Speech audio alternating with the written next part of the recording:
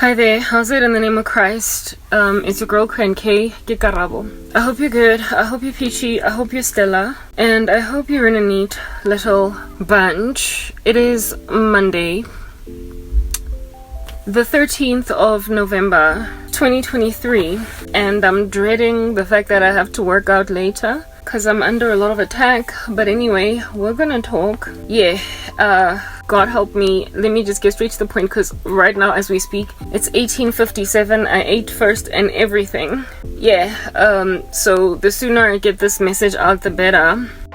I'm wearing a doogie today with not showing my hair or whatever, because there's a treatment in my skull. What you're listening to is a plastic bag.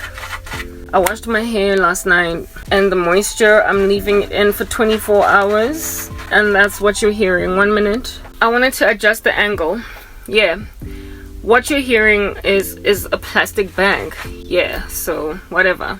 Okay, look, let's just get straight into the point, man. Let me put some caveats out there. I'm wearing application makeup, I believe, even though these days I'm becoming less and less needful of it, because my skin is clearing. I'm on my period and I didn't even get new acne, except yesterday when I experimented with wearing foundation because I wanted to conceal my peeling skin underneath here. I don't wear makeup, but yesterday I wore it and I broke out, so that's just like evidence to me, ever more so, that I should not be using makeup. I got a pimple over here somewhere. Don't know if you can see it if I come a bit closer. There. It's new. Otherwise my face has not been breaking out ever since going on my new regimen. So watch me experiment again with foundation and watch me pass away. It'll never happen. With makeup, like I'll never do it. Like real makeup, that is. Anyway, but otherwise my skin, the rest of it, that did not capitulate to makeup. Foundation is good. I'm feeling better. Look, my face exercises, I think they're working. Like, I've got plumper cheeks, they're rounder, there's like more face fat, and it's not because I'm gaining weight, because my body's the same size, so praise God. Anyway, y'all, app makeup, if it bounces up and down, it's an app, okay? I'm exhausted from spiritual war, but I'm gonna... I've been thrown in some water, but it's okay, we're gonna conquer. Because it's what I do. I just conquer. Alright, next thing that I want to say is my captions are not always accurate. Sometimes they're irreverent. Using a small G for God as well. So please just kind of look out for that. I'm not going to take them out because I prefer them. I like them there. And I don't have time to edit them. So we deal with inaccurate captions. And yeah, my silence detector, I found a way around it taking away my words. So it's no longer a caveat. So let's just move on. What's up? Okay. More or less. Today I will not be singing. I seriously doubt it, because I've had a hard day just battling dark entities and nightmares. So herein lies the deal, guys, okay? Whenever out there in the wild you are dealing with a brothel or a human trafficker or a ring for the usage of women for nothing but their bodies, when you've got exploitation sexually of women in any ecosystem, you will not only find pimps, in other words men, that utilize women for their own financial gain in a sexual capacity, reducing them to nothing but sex slaves, but you will also find women, and today we're talking about the women, alright? You will find women that help the men, and for them it's just a business. They help men recruit women into prostitution, or they help men traffic women into prostitution. They have got to use women as decoys, because it is very hard in 2023 for a woman to just trust some man in the street, luring them in, telling them, come, can I just ask you a question? When a man is basically just kind of loitering in your environment at the airport, you will freak out, you will stand next to the guards, you will make sure that you are in a crowded area, you will protect yourself, you will do everything in your power to flee from the freak that is encircling you. because you know, who in the world just kind of allows themselves to be hovered around by some rando at the airport? But when you've got an elegant looking woman coming up to you at the airport to ask you questions, directions, and perhaps even asking you to accompany them to the place where you are directing them, given that they are acting dumb, that they don't know what you're talking about, and so please, do you mind if you've got time to sort of kind of walk me in that direction, because I'm looking for Terminal 4? It's very easy to follow them. It's very easy to naively just run with the woman. It's easy to naively just go where this honest looking woman wearing a business suit is going, pulling a trolley bag, looking all, you know, refined. It is easy, yeah, to follow women into a trap than it is to follow men. And men know that. They know in 2023 that everybody is scared of them. Children are warned against, especially them. I was reading a little like a post on Quora's Digest. You know Quora, that website? I apologize. Oh, a speech lag. That's a third caveat. I've got a speech lag. That might be a thing. I was reading an article on Quora. Not an article, just something that somebody posted, and the name of the question was, what is the one thing that women will never really understand, as you know, coming from the vantage point of a man? And this guy wrote in his experience where he was at the park, just basically chilling there having a sandwich, and a little child came up to him very playfully and started to talk to him about random stuff. He was a cute little kid, and this guy humored this child. However, before he humored this child, he spoke about how he had to look around everywhere to make sure that everyone in this child's life has him in their line of sight, so as to have him not get accused of anything strange. So he only spoke to this young boy at an arm's length, and also with an acute awareness that he's been looked at by the park around him. And he then had a sweet conversation with this little boy while everybody watched him. Basically, everybody monitored the little boy, and so therefore the activity of this man. And then as he's having a conversation with this little boy, he was tempted to ask the little boy, so what school do you go to? Yeah, this little boy, rather says something along the lines of, ooh, at school I drew this, look. And his response was like, oh, that's nice, what school do you go to? And before this little boy could answer the question, he was like, in fact, you know what, no, don't tell me what school you go to. And then the little boy went away. And basically afterwards he said that if I had asked that little boy what school he went to, he might have gone back to his mom, his parents, his nanny around in the park and been like, oh, that man asked me what school I go to. And it would have basically awarded him interrogation as to why you're asking my boy what school he goes to, what's in it for you, do you want to follow my kid, do you want to go after my child, do you want to go and kidnap my kid, why are you interviewing with 20 questions my child? And then he was like, yeah, these are the kinds of things that women will never understand.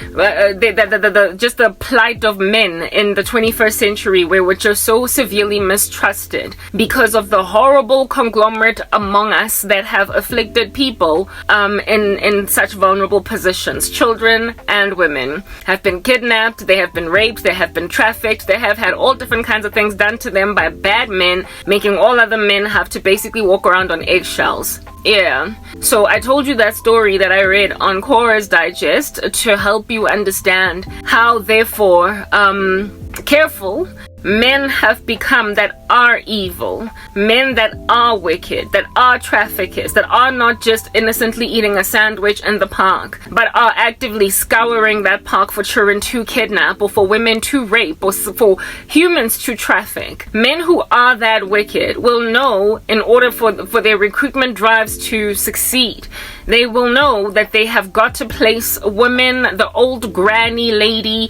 some innocuous looking other human being in the climate of children and other women to lure them into a trap. It is a whole strategy. It has been raised up from the ground by nefarious beings who realized that the world is onto them, and so therefore they've got to veil their miscreantic activity with other people. They've got to use a cloak, a soap, a smoke screen of other females, perhaps even children, right, in order to lure in their victims. So basically what I'm getting at is, these days in 2023, every sex trafficking ring where women's bodies are being exploited, sold for slavery on the black market, has got to have decoy females. It's got to have decoy women. It has got to have women who are working with the men, and the incentive given these women often tends to be exorbitant in the sense that they are awarded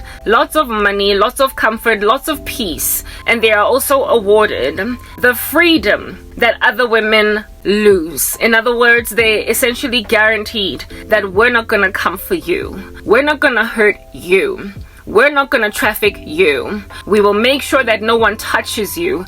In and of ourselves, we will act as muscle to protect you should anybody violate your rights.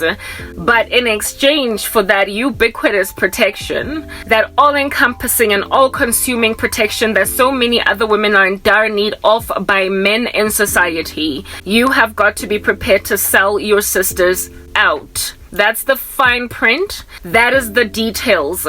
Those are the devils in the details. And I'm about to speak of such females as these. Women that have been recruited by some pretty nefarious men that most of us would be onto. Do you understand? However, acting as the decoy, as the front line of battle, as the smoke screen, the cloak, the thing that is placed in front of the real threat to be the innocuous deception. Women that allow themselves to be ridden like horses by evil men in order to plunder the dignity and the virtue of other women. I am exhausted of getting nightmares about such females, and I've been getting them on a loop for years, and it turns out that even though I've spoken about them before, I need to raise this issue again about them. They're in dire need of being lambasted and hung out to dry like biltong and dirty laundry, because absent of us getting to this intricate deception in the web of male insanity, amidst those males that are indeed crazy, we shall highlight that it's not all of them. Yes, we have got to be afraid, be very afraid of women too. It appears it is not safe for us anywhere, as women and as children as well, all over the world, because now innocent looking old ladies are being utilized against children and women, and it is imperative therefore for everyone now to be a threat, okay, a potential threat. No one is trustworthy. Let me speak. All right, let's have a conversation. In order for such a woman as this to exist, somebody gotta procreate and make a baby. Do you agree? So essentially they come from families. Yeah, they come from moms and dads, and sometimes they don't even have a history of violence, abuse, or any kind of trauma in their past to warrant why they are so nasty. There is a saying in the world that hurt people. Some of these women do not have to be hurt. They just need to have an exorbitant love of money and an exorbitant love of self. They have to be so violently narcissistic that even though they were daddy's little girl pampered without a single worry in their lives, they nonetheless allow themselves to become prolific criminals. And this herein lies then the explanation of the last days epidemic of lawlessness, otherwise described in 2 Timothy 3, where people are lovers of themselves, lovers of money.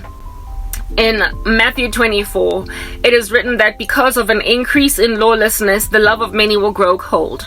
These women, many of them come from families, they come from healthy backgrounds. They were loved, they were adored, they were raised by entire villages. Everybody doted over them. They did not lack a single thing. Whenever they screamed, the whole country was there to the rescue. Not once did they ever feel neglected nor abandoned, yet they saw it fit to make out of themselves bandits that will cause the neglect and abandonment of other women for no other reason than the acquisition of money inspired by the adoration of oneself. Just a selfish ambition to make money and make it fast, and so therefore be proliferated with clout on an earth.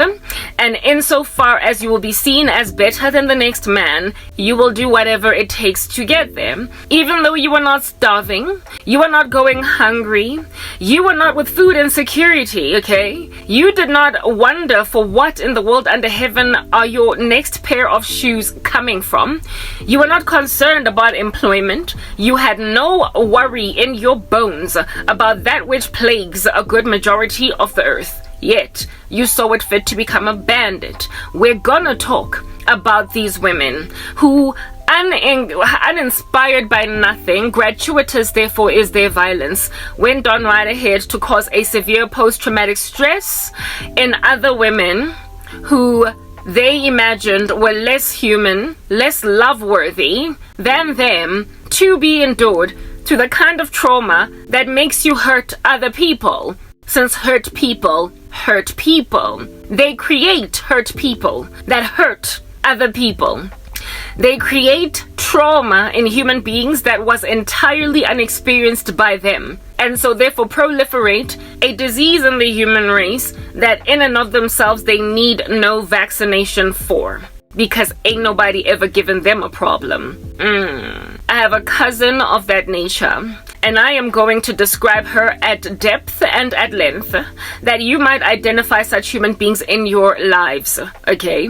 Uninspired by nothing, by anything at all. Sorry. They hurt people around them. There is absolutely nothing in these streets to account for why she turned out like that, other than a basic, foundational, rudimentary rapacity, just a greed to eat the earth, swallow it, and spit out the bones, and then claim she did nothing. She is described in the Proverbs as a wily, wayward woman chilling at the doorstep of her house, inviting unsuspecting or suspecting men in that she might cheat on her husband. She is a froward woman that cannot be told, oh, stop, and so therefore everybody needs to be the ones to stop her, seeing as she won't do it herself. She lacks self-control. She is incontinent. She is petulant and impetuous. She's in dire need of diapers since she is incontinent. However, she imagines herself as one that has arrived, given that for years she tends to get away with murder. We're gonna discuss this cousin. I'm exhausted again. She is froward and recalcitrant. She will take no counsel, and so therefore siyomkhipha ngamatswape namabhunga. Grandshap ngifila ngathi kudala wakhiphwa kodwa akenandaba. Based on the dreams that I'm getting, she does not care that she's been exposed, because that's what happens when you've been a prolific devil worshipper for as long as my cousin has been one, doing some pretty incendiary things to Earth's citizens. You get a seared conscience, and upon you getting away with murder long enough, because everybody is turning a blind eye to whatever the heck you are doing, you then carry on anyway, given that so very many people appear to be ignoring the fact that your victims are screaming, and every time they cough out comes blood from their lungs. They're facing death, essentially, but you're still walking around free, even though it is clear that the blood dripping from that knife is in your hands, and also the smoking gun is in your hands. Like, there's so much evidence against you. It is precisely because of the fact that there is such a voluminous amount of evidence against them that nonetheless is ignored and swept under the rug, that then gives them this ever so greatly intensified bravado to keep pushing. I've got a speech lag. I told you that I've got issues with a phone. I don't know whether I'm coming or going, so please do forgive me for the lack of alignment with my speech and my lips. Insofar as you can hear the audio, that's all that matters. Okay, I have a cousin that God keeps on exposing for some pretty shoddy, hard knock antics, and she is aware that I am aware what she has done, but like I said, she's recalcitrant and froward, and being the thing that she is, as imagines herself as one that, whatever, you know, I was initially scared, I was afraid, I was petrified about Karabo's spiritual gifting that alerts her to the random incendiary activity I am engaged in. But who is listening to Karabo exactly? I know nobody. So it appears, as wayward and wily as I am, that I can get to keep on doing this and keeping on, because really and truly, who is watching? Cousin, the day is going to arrive when Bonga is hung out in a public crowd, teeming at the folds with millions upon millions of shares and follows, and you will not be able to stop the tsunami that's going to inevitably gobble you up whole. This is an optical illusion, the silence around my life. It is in order that you might pile on for yourself the grandest amount of damages, the grandest amount of torment, and the grandest amount of disgrace. The Lord saw it fit to keep me unheard largely until Utsipsinze, and have done the very most, and have bent over backwards and flattened yourself in an excruciatingly girthy violence against people around you, that by the time you do get exposed, you will have no other choice but to just kind of go in the grave. Do you understand? You will be unwanted. Yours will be feet upon which people spit, because you are going to get exposed overnight, and you will get found wanting due to your unrelenting nature. You are gonna push and push and push le krivai yako, cranship that's about to lose that one wheel that it has, until everyone around you is going to be so grossed out that even your husband is going to file for divorce. Do you understand me?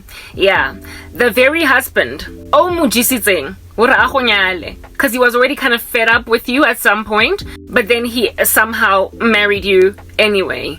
Yeah, no, he's gonna file for a divorce. By the time disgrace comes up against you, you won't be able to stand. There is going to be a furnace blast in the center of your ecosystem while you're nothing but a wax figurine that will have no other choice but to melt into oblivion. But no, for today, you look at me like one who is going to be perpetually disregarded. And caring not that I know what you did last summer, you imagine yourself safe because apparently, allegedly, nobody else knows what you did last summer. People are not naive. People are scared. That's what you must understand. People are also not naive. People are lazy to do what is right. But once the calamitous thing that you are affects enough families, that's what's good. They will stop being so lazy, so lethargic, full of muscular dystrophy, unprepared to get up. They will check into rehab and get physiotherapy done on their lackluster lazy muscles, so they can finally start to run after you, catch you, and then put you in the ground. You are going to be the kind of thing that afflicts so many people that eventually there will be an uprising, and when it happens, it's going to catch you off guard, oh sleepy widow. That's what's good, because you've lost your husband. His name is called Jesus. You there who snoozes in your getting away with murder, the world is all of a sudden overnight gonna turn on you, and you will have no support. Already your sister thinks you are the scum of the earth, but she will never say it because it appears safer for her to stay by your side. You don't even realize that your younger sister fears you. She is scared of what you might do to her if she turns from you. She is perpetually languishing almost every day over what under heaven it is that you did to my life, but she will never confess it because she is scared of you. You don't have a sister anymore. You have a skivvy. Do you understand? You have a doting, docile servant. Not doting, please correct that. You have a docile servant. You have got a magician's assistant that wants to quit her job, but there's nobody else around in the town that can do the job that she does. Not do the job that she does, but nobody else around in the town that wants to hire her. She looks at my life and thinks that if Jesus cannot rescue me, where can she flee if she walks away from you? Your sister is afraid. She's very afraid. She is not supportive. She is not loyal. She is scared because she knows that you are a prolific devil worshipper. Now that we have put that out there, I will go on right ahead to explain what in the world under heaven is the kind of woman that you are, and help whoever will listen to me in these dry, arid, patchy days where nobody's listening to my content, how to identify the kinds of women that help men recruit women into brothels, acting as decoys, luring them into traps that they might get kidnapped. I'm going to help the world understand what kind of woman you are. Having become that woman, don't nobody understand how that even happened, but nonetheless you're pushing this thing. Because like I said, no history of abuse. Qualms, none did you ever experience too many of. You just chose this career path because it was lucrative for you. Okay, herein lies the expose. Ne? I'm very disquieted by my speech lag, but there is nothing I can do about it. I am just hoping with every bone in my body that everything I am speaking is recording. There are women that are currently being recruited into secret societies, devil worshipping organizations. Let me backtrack a little bit from that and rather just tell you a little bit of a story about a secret society, a very demonic one in South Africa. I'm so concerned about the speech lag. 1 minute. My content saved, but I still have a speech lag. So insofar as I still have the content, that's all that matters. I just wish this wasn't my life. I'm running out of phone to record on, like proper.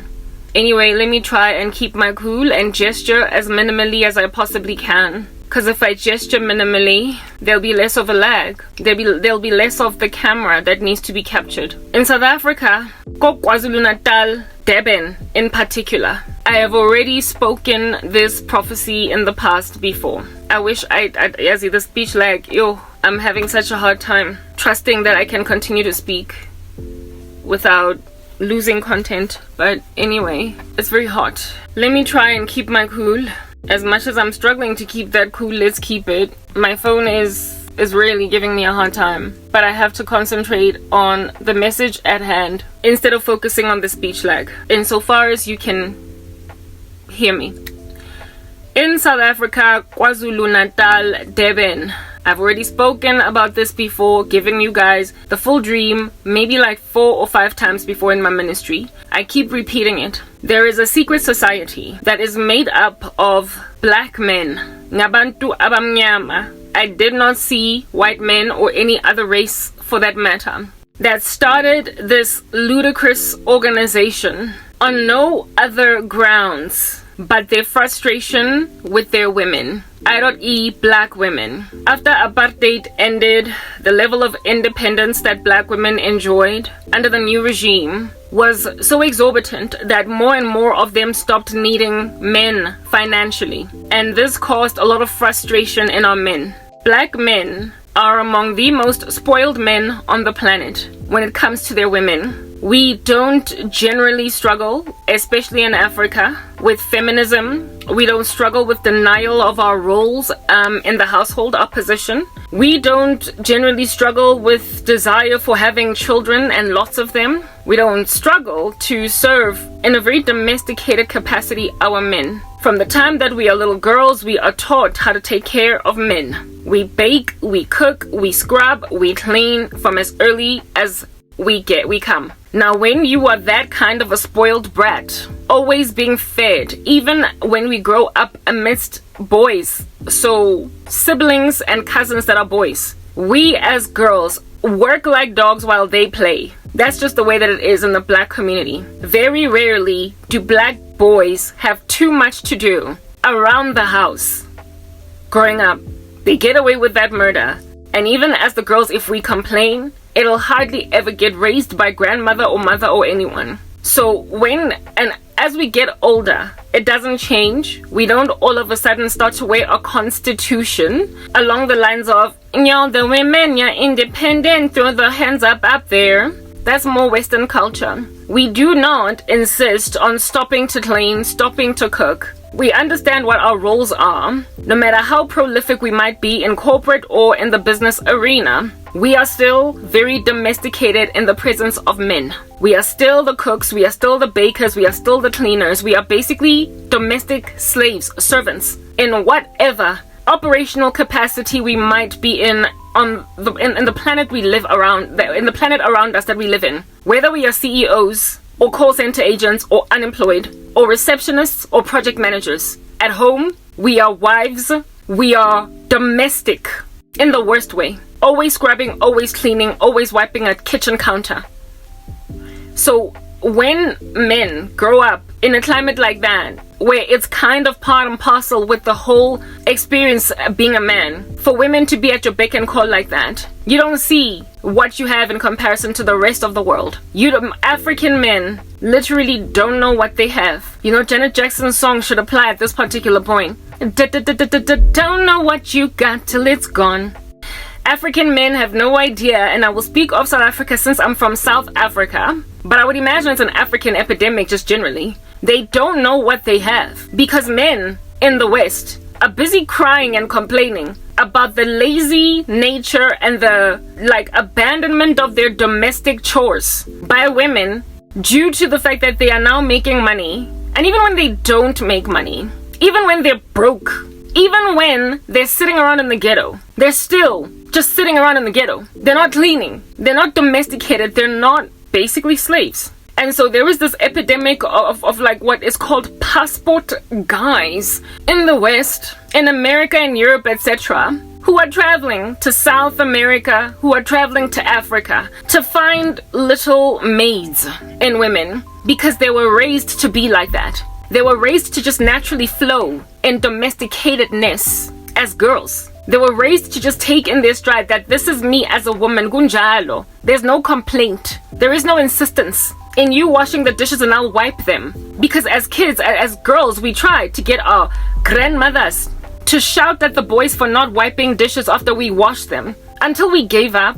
And when we got older, we accepted that even though it is an ideal, frankly, that's all it is, idyllic, that men should basically pitch into household chores too, since we are pitching in financially. The true reality is rather that the moment a woman moves into your house, she's cleaning alone, she's scrubbing the floors alone, she's doing all this alone, and out of frustration, to alleviate herself from that choresome burden, she will get a domestic worker so as to not have to be all up in this girl I won. But during the week, when she's not in, since she comes in only on Fridays or Saturdays, it's her with the dishes alone. It's her with mopping every crumb on the kitchen counter. Ooh yeah. And they don't complain. This is the majority of black households. Of course, not all of them. There are men out there that are busy pitching in their lot. But largely, and by largely I would go so far as to say perhaps 70%, maybe 65%, 65 to 70% of black households are like that. Women don't even cry about it. They don't complain. They just wipe the kitchen counter. They just close the toilet seat. They just scrub the floors. And they don't cry. Whether or not they're a CEO, a project manager, a call center agent, a receptionist, or just some unemployed lady. They just do whatever under heaven they have to do to fulfill their jobs as females. So as a result, women in countries where that is a thing have become this rare thing, this longed after commodity that has caused some pretty entitled, however very fed up American and European men to fly to our continents and try to marry us real quick because they want what African men have. I'm not a big fan of passport guys because in and of themselves they have a lot of character flaws that they don't realize they need to chisel away at, refine themselves in order for them to earn such wives as these. So they come here all entitled with their dollars and euros and act a fool, baritelle, where we're at. So I'm not a fan of passport guys. Passport bros, whatever, go home. Deal with them females over there, panel beat them, leave us alone.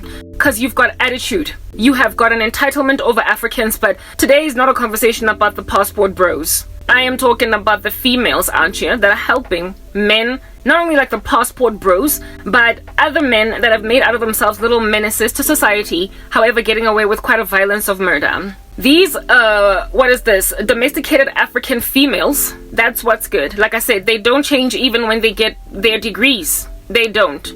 However, men in Africa, are accustomed to this. They're used to it. They're used to it to a point where it's second nature. It's like inhaling and exhaling. They have taken it for granted. They expect it to happen just like the sun rises and sets every day. They expect black women to stay like this. They don't see how blessed they are to a point where passport bros would tap on our shoulders with all of their harassment. They don't see that the only reason why there's even a passport bro phenomenon in the West is because of the glory of the virtue of certain women in other parts of the world that have not been comprehensively gentrified. So when you grow up in a land where it's just the norm, it's always flowing with milk and honey when it comes to the quality of women in your backyard, you will be rapacious, you will be greedy, you will be unnecessary and entirely irresponsible in that unnecessity.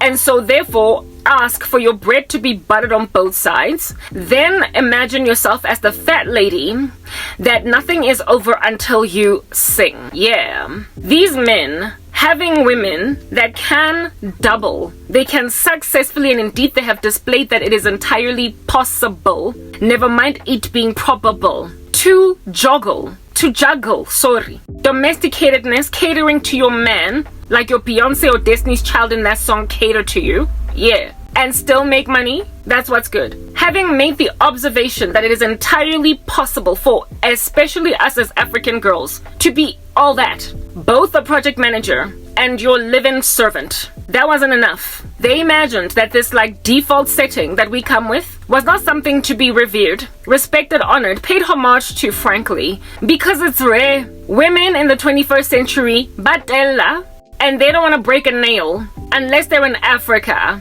and their nail manicures keep on getting replaced every 3 days due to their domesticatedness. Yeah. When you have grown up amidst such women, you will lack satisfaction for how super serving they are, and so want more. They therefore, out of their rapacity and entitlement, arose a jealousy in them over women that were able to take care of themselves, even though they were also taking care of them.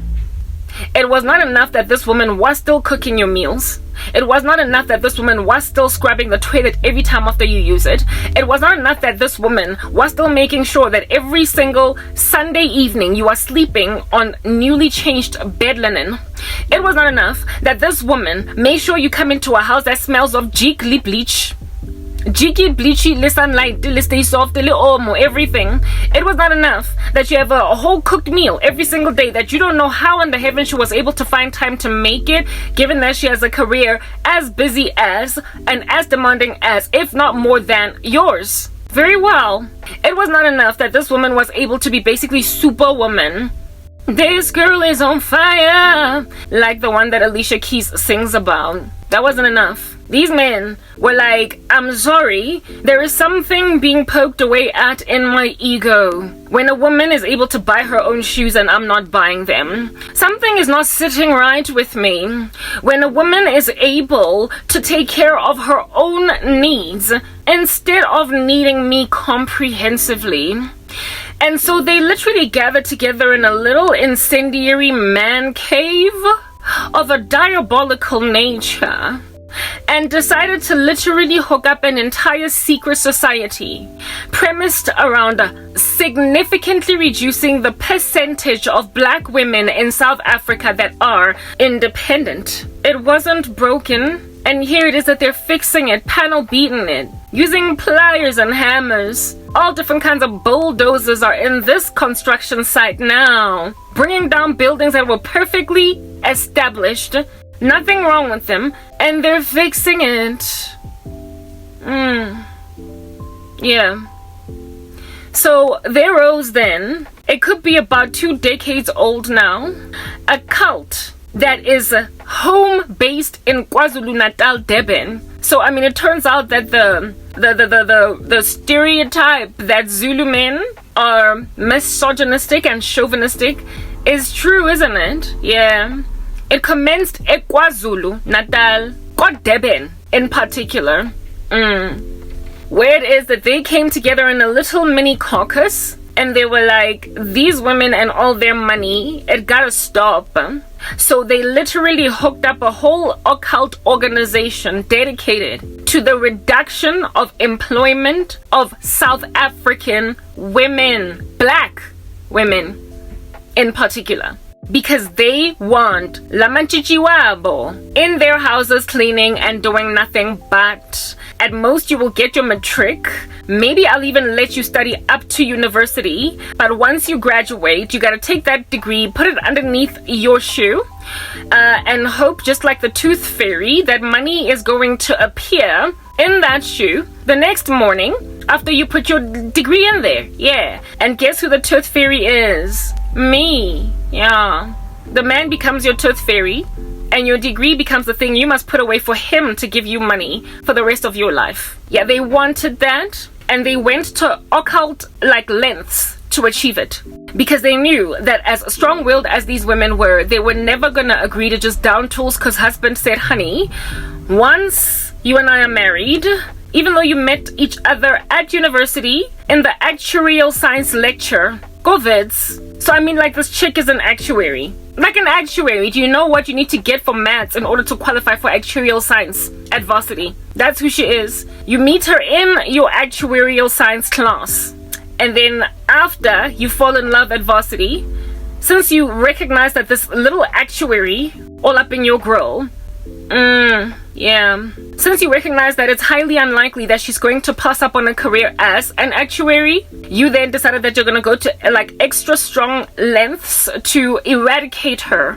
from pursuing a career, because you want a barefoot and pregnant actuary in your household, but not one that is making her own money. Maybe the reason why she can crunch numbers is so as to teach your children using an abacus 1, 2, 3 ABC. So she gets a degree so she can be a teacher for your children, and not so much one who can earn her own money. Okay, very well. So herein lies that particular mindset, and granted that they recognized the difficulty that they would be inevitably encountered with in convincing women naturally in their own volition to down tools on careers and choose home. They saw it fit to manipulate all of us, or at least a great majority of us, a chunk of us, with spirits that we might never be okay again in terms of careers. The thing about this particular organization is that they were not made up of, or are, because it's a current term, made up of dumb men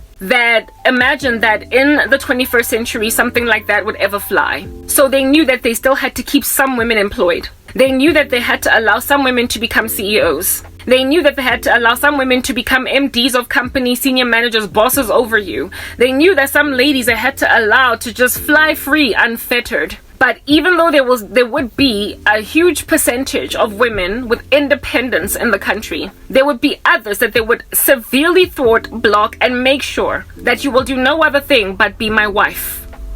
And I unfortunately just so happened to have been hit with that freaking bullseye, where I was yanked out of a career by supernatural methodologies, and still to this day I cannot come up for air, and I'm being sought after to end up the wife of some miscreant, some derelict, some devil worshipper, some string puller in the cosmos, because he imagines me a marionette tied to such strings as those. I am not the only one, however, who happens to be an insatiably gifted woman that is, however, unable to get even an ear in, a word in, into any ear on earth to enable her to be independent, because I have been targeted for being somebody's domestic servant. I keep saying they chose the wrong woman because, frankly, I did not ever want to stick around in corporate the rest of my days, raising corporate instead of my children. I would have always chosen family. I would have always chosen the steamy windows because I'm cooking, and I would have always chosen the barefoot and pregnant thing.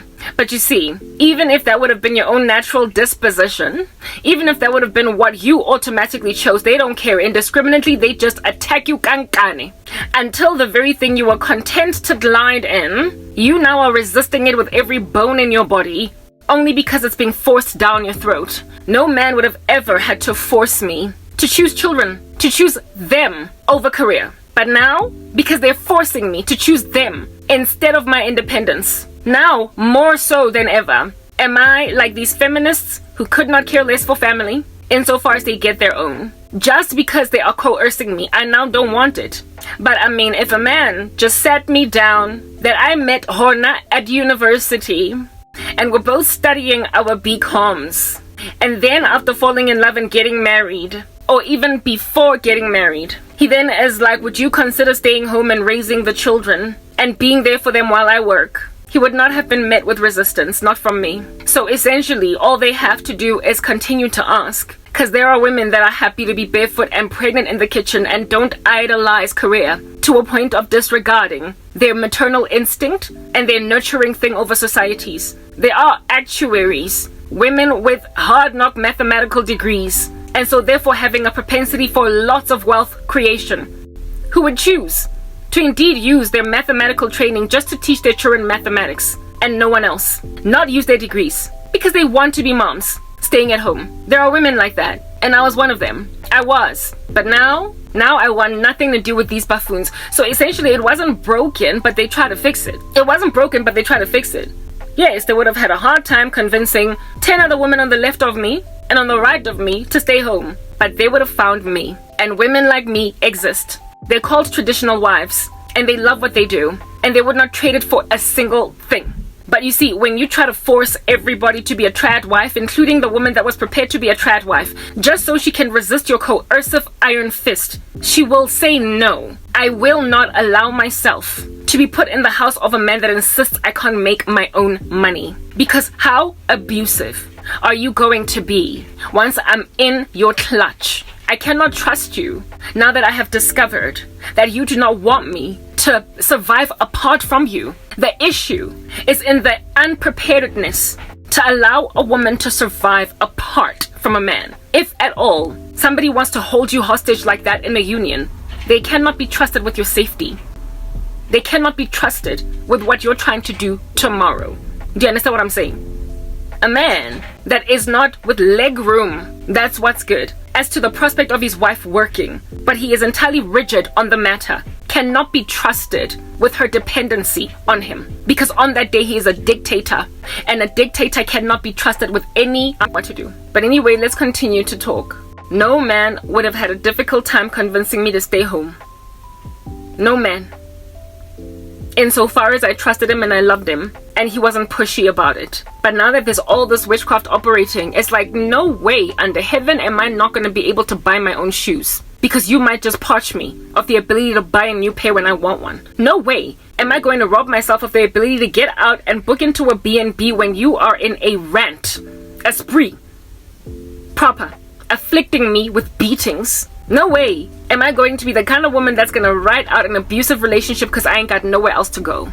A man that can insist on this is the kind that is indeed going to put a whole bunch of blue eyes on your face. And if you can't run out of that, I guess RIP is you, is it not, sister girl? These charlatans that started the secret society started it based on their forecast